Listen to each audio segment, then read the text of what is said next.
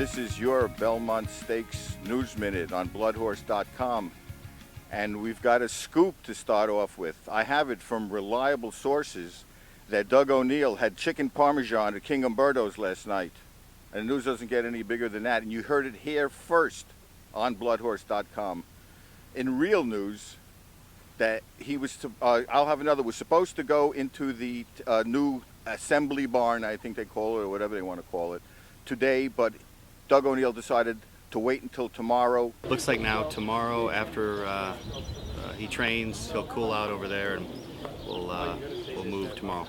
And Lava Man, his constant companion, will not be going in with him. He feels that Lava Man is, maybe a little bit too excitable to be in there, a different environment, so he's keeping him out, but he will be escorting the horse to the track every day. As far as this morning's action, we had our full string of gallopers, led by I'll Have Another. I had a little bit of a different gallop this morning than he usually does because he went a little bit wider on the turn, was kind of late changing leads, actually. And then finally at the finish line, they set him down a bit, and he did go from the finish line to the 7/8 pole. I got him in 12:33, give or take a few hundredths there, but he did turn in his usual fast eighth of a mile.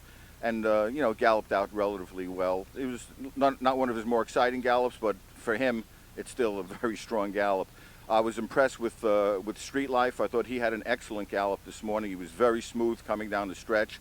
Dullahan wins the prize for the feel-good horse of the morning. He was on his toes, and they tried to stand him at the finish line, and he wanted no part of standing still at all. He started to buck and to play and to jump around, and finally they decided to just let him go into his gallop, and he had a very nice gallop. Paynter was the first horse on the track, and looked like he just jogged around because I never saw him come down the stretch. So basically it was a full morning. Kenny McPeek's both horses were out there. Atigun, I thought, had a very nice gallop. He actually is a very nice moving horse.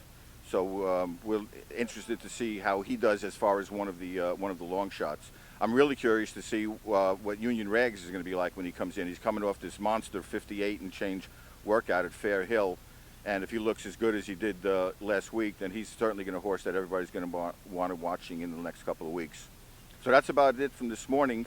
This is your Belmont Stakes News Minute on bloodhorse.com, still brought to you by Three Chimneys Farm, still the home of Flower Alley, sire of I'll Have Another.